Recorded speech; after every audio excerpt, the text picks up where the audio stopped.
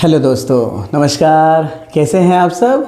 आशा करते हैं कि आप हमेशा की तरह स्वस्थ होंगे, मस्त होंगे, व्यस्त होंगे और ज़बरदस्त भी होंगे। चलिए फिर एक बार आप सबका स्वागत है मेरे इस YouTube चैनल पर, जिसका नाम है हिंदी प्रेमी अशोक। आज फिर एक बार हम लेकर आए हैं कक्षा 9वीं का पाठ, जिस पाठ की शुरुआत हमने पिछली तासिका में की थी। तो जो भी छात्र अभी अभी हमसे जुड़े हैं, जो अभिभावक, जो शिक्षक मित्र हमसे अभी अभी जुड़े हैं, आप सबसे अनुरोध है कि वे कृपया मेरी पिछली तासिका देखें, जहाँ पर मैंने इस पाठ की शुरुआत की थी। आज का हमारा जो पाठ है, जिसका नाम है ऐसी भी बातें होती हैं, और ऐसी भी बातें होती है, यह जो पाठ है, यह पाठ है लता मंगेशकर, जो हमारे भारत की गान कोयल या गान कोकिला के रूप में जानी जाती हैं, उनसे साक्षात्कार किया है हमारे इस पाठ के लेखक, जिनका नाम है यतीन्द्र मिश्र जी ने। तो चलिए बिल्कुल समय नहीं गवाते और इस साक्षात्कार को पूरा करने का प्रयास करते हैं। अब तक हमने लगभग 4 से 5 प्रश्नों के उत्तर देखे, जहाँ पर हमारे जो लेखक है यतीन्द्र मिश्र, जो लता मंगेशकर से सवाल पूछते हैं और बड़े अच्छे तरीके से और घुल मिलकर लता मंगेशकर जी क्या करते हैं, उन प्रश्नों के उत्तर देती हैं।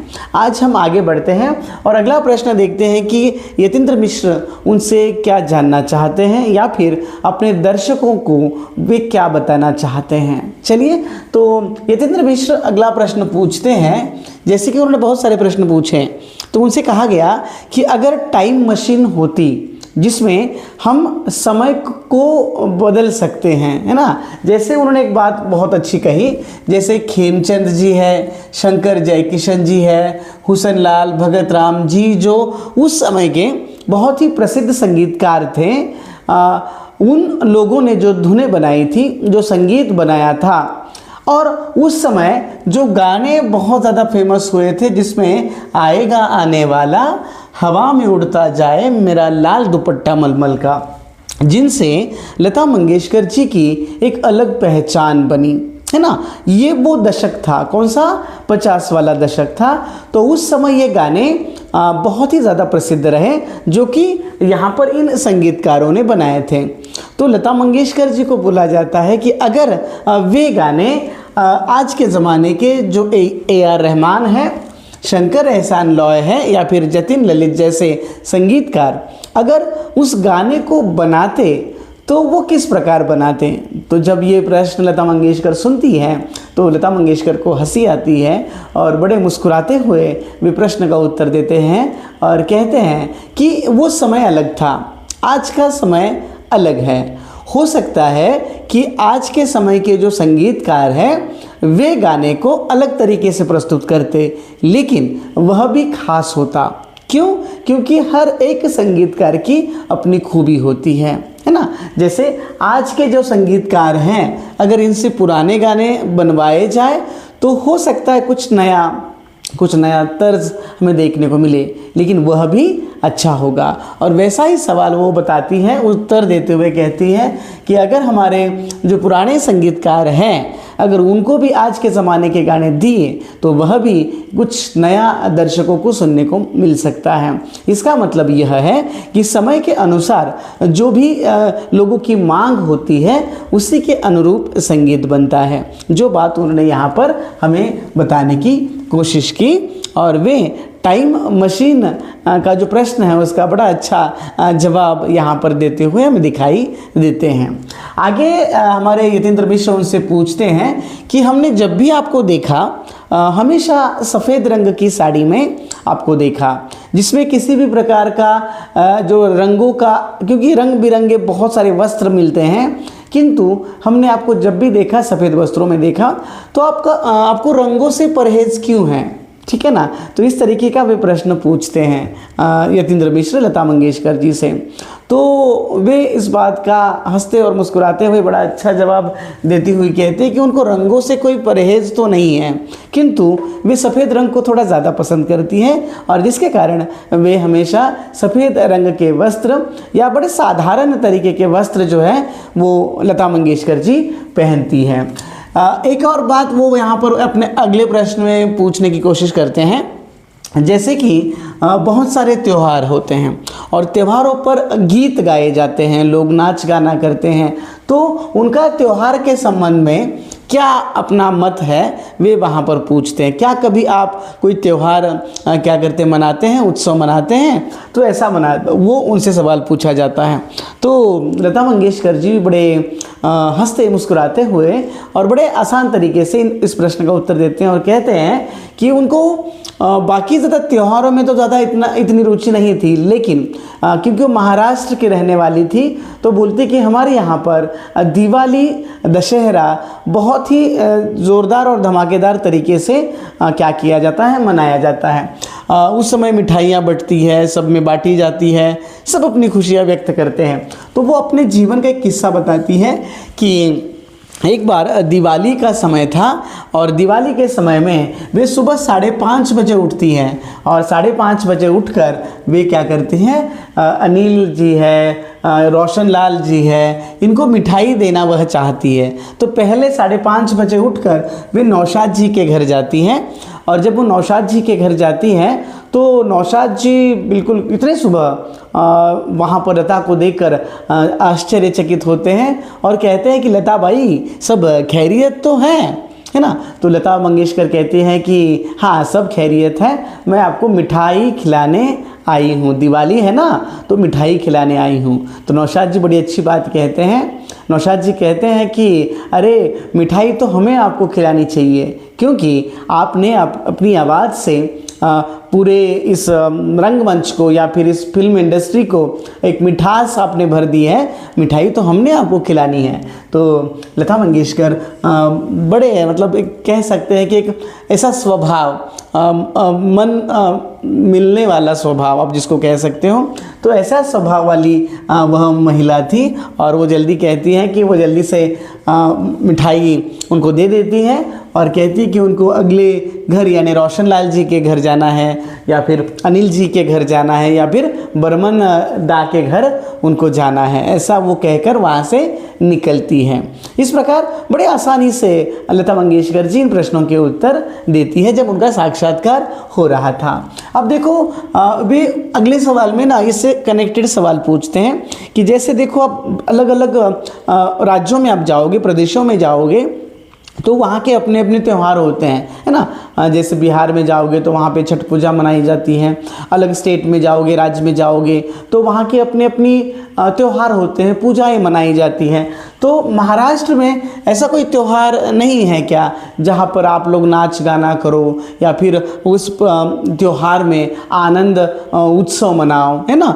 तो फिर वो कहते हैं कि हमारे महाराष्ट्र में तो ऐसा कोई त्यौहार नहीं होता कि जिसमें लोग नाच गाना करके उस उत्सव को मनाएं, लेकिन वो एक मंगला गौर इस त्यौहार की बात करती हैं जहाँ पर महिलाएं जो है क्या करती हैं तो बिल्कुल नाचती है, गाती है और अपना आनंद जो है वो मनाती है, ठीक है। तो मंगला गौर इस त्यौहार का वर्णन उन्होंने यहाँ पर किया, वे भी एकदम गवैया अंदाज में, ठेठ गवैया अंदाज में गांव की जो महिलाएं हैं। लेकिन उनका कहना ये है कि ये होता था लेकिन आजकल धीरे धीरे ये भी समाप्त होता जा रहा है, ये वो यहाँ पर बताने की कोशिश करती हैं। फिर हमारे यतीन्द्र मिश्र अगले सवाल पर चलते हैं और कहते हैं कि आपका और जो कोरस होती हैं जो आपके गाने में गाया करती हैं उनका आप दोनों के बीच का व्यवहार कैसा था, क्या उस समय की कोरस और आज की कोरस इसमें आपको कोई फ़र्क नज़र आता है। तो लता मंगेशकर बड़े अच्छे तरीके से समझाती हैं कि उस समय चाहे मुकेश जी हो चाहे किशोर कुमार जी हो, उस समय जो कोरस हुआ करती थी वो उनके साथ ही गाया करती थी, ठीक है। तो इतना ज़्यादा जैसे आजकल होता है वैसा नहीं हुआ करता था। तो कभी कभी जगह नहीं मिलती थी, कुर्सियाँ नहीं होती थी, तो ज़मीन पर बैठकर कोरस उनके साथ गाया करती थी। और लता मंगेशकर भी क्या करती, तो उनके साथ बैठकर वे बातचीत करती, गाना गाती। इवन वो ये समझाती हैं कि रोज़, क्योंकि कोरस के ग्रुप भी डिसाइडेड थे। जैसे आप किसी एक संगीतकार के पास गए तो उनके कोरस का जो ग्रुप था वो डिसाइडेड था। इसका मतलब यह है कि बार बार वही ग्रुप उनके गाने में होता था, जिनके कारण उनसे एक आत्मीयता जो है वो बन गई थी। और वे लोग बहुत एक दूसरे के क्लोज थे, ऐसा भी वो बताते हैं, जिसके कारण वे एक दूसरे के कार्यक्रमों में आते जाते। इवन वो एक किस्सा भी बताती है कि जब उनकी बहन आशा का ब्याह था, शादी थी, तो उस समय कोल्हापुर में बहुत सारी कोरस उनकी शादी में आए थे, वे भी बताते हैं। इसका मतलब ये इन शॉर्ट अगर समझाएं आपको तो उनका संबंध कोरस के साथ बहुत ही अच्छा था। एकदम अपनेपन की भावना से वे उनके साथ बातचीत करते।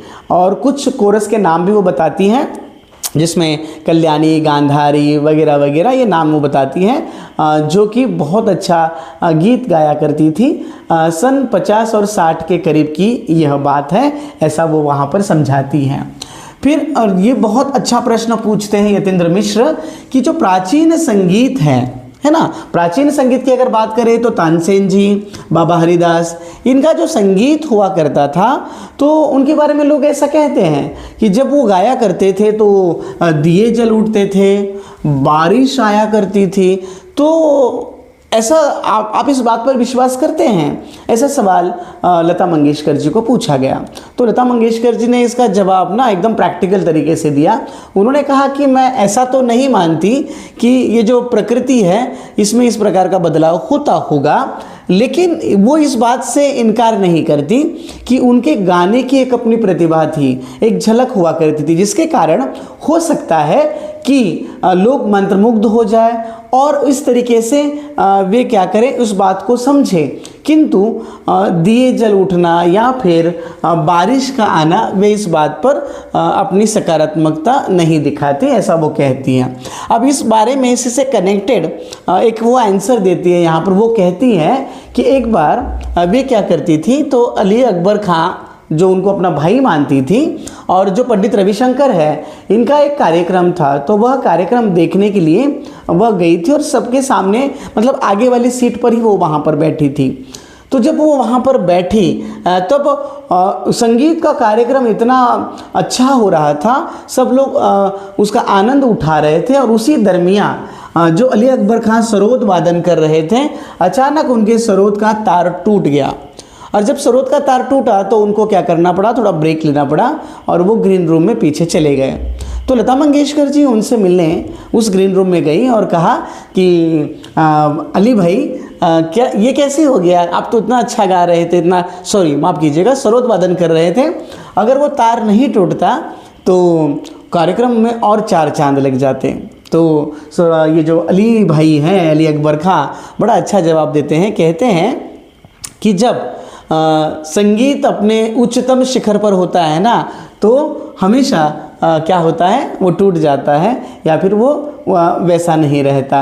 क्यों? क्योंकि हम उसमें खो जाते हैं। बड़ी अच्छी बात कही है। कोई भी चीज़ आप जब करने जाते हो ना और वो अच्छे लेवल पे हो जाती है बहुत ज़्यादा, तब हमेशा कहीं ना कहीं कुछ उसमें गड़बड़ी हो जाती है। क्यों? क्योंकि हम उसमें खो जाते हैं और जहाँ पर खो जाते हैं वहाँ पर वो टूट जाता है। इस तरीके से वो बात यहाँ पर समझाने की कोशिश करते हैं। ठीक है, तो अंतिम सवाल की ओर जब यतीन्द्र मिश्र बढ़ते हैं और कहते हैं कि आजकल लोगों की सुबह और लोगों की शाम, है ना, आपके गीत सुनकर हो रही है।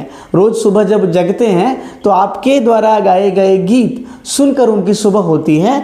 तो उनका ये कहना था कि आज के समय में दूसरी लता होना असंभव है। ठीक है, आप अमर है, इस तरीके से वो बात करते हैं। तो लता मंगेशकर बहुत ही अच्छा उत्तर देते हुए कहती हैं कि आपने हमारी तारीफ़ की, लोगों ने मुझे पसंद किया, बहुत बड़ी बात है। वो ईश्वर को धन्यवाद देती है कि मुझे उन्होंने इस काबिल बनाया कि लोग मुझे उस तरह पसंद करने लगे हैं। लेकिन वो एक बात बताती है कि गाना मेरा अमर हो सकता है, है ना, मेरा गीत अमर रहेगा, मेरी आवाज़ अमर रहेगी, लेकिन शरीर तो नश्वर है, शरीर नश्वर है। आज नहीं तो कल यह शरीर जो है वो समाप्त होगा, मिट्टी में मिलेगा, ठीक है। आवाज़ ज़रूर अमर रहेगी, इसलिए वो कहती है कि हमें इस बात को स्वीकार करना है, ठीक है ना, कि हम चाहे कितने भी उच्चतम शिखर पर क्यों न जाए, आज नहीं तो कल हमारा भी अंत होगा। शरीर नश्वर है, वो ख़त्म होगा, वो समाप्त होगा, है ना। लेकिन वो उन्हें इस बात का दुख नहीं है। वो ईश्वर को धन्यवाद देती है कि उन्होंने मुझे बहुत कुछ दिया, या फिर वो ये कहती हैं कि बाकी लोगों से मुझे थोड़ा ज़्यादा ही दे दिया, इसलिए वो सभी दर्शकों को या फिर सभी जो उनके गायन को पसंद करते थे उनको वे धन्यवाद देती है और ईश्वर के प्रति अपनी कृतज्ञता भी यहाँ पर व्यक्त करती है। और इस तरीके से वे क्या करती हैं, पाठकों को भी समझाती है कि हमेशा हमें अपने कार्य के प्रति समर्पित होना है, हमेशा अपना कार्य जो है वो करते रहना है,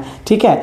कभी भी केवल अपने बारे में नहीं सोचना, तो अपने परिवार, अपनी जिम्मेदारियां, इनके साथ आपको रहना है। निश्चित रूप से ना परिस्थितियां आपके रास्ते में आएगी, ना किसी प्रकार का संघर्ष जो है, क्योंकि संघर्ष कभी ख़त्म नहीं होता, संघर्ष हमेशा चलता रहता है, शुरू में भी और अंतिम दिनों में भी, है ना। इसलिए उन्होंने प्रश्नों के उत्तर में भी कहा कि मेरे लिए परिस्थितियाँ कभी भी सामान्य नहीं थी। मैं ऐसा नहीं मानती, क्योंकि परिस्थितियाँ हमेशा एक जैसी नहीं रहती। आप जब शुरू करते हैं तब भी, और जब आप शिखर पर होते हैं तब भी। और इस प्रकार से लता मंगेशकर जी ने बड़े अच्छे तरीके से सभी प्रश्नों के उत्तर दिए, और हम सबको लता मंगेशकर जी का जीवन थोड़ा ही सही, लेकिन हम उनके बारे में जान पाए। तो इस तरीके से यह इस पाठ की कथा वस्तु थी, जो मैंने 2 पार्ट में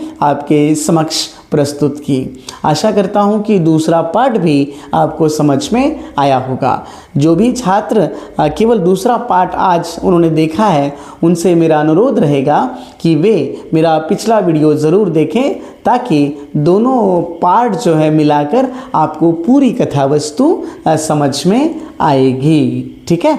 तो आज हम यहीं पर रुकेंगे, कल फिर मिलेंगे एक नए वीडियो के साथ, लेकिन तब तक के लिए नमस्कार।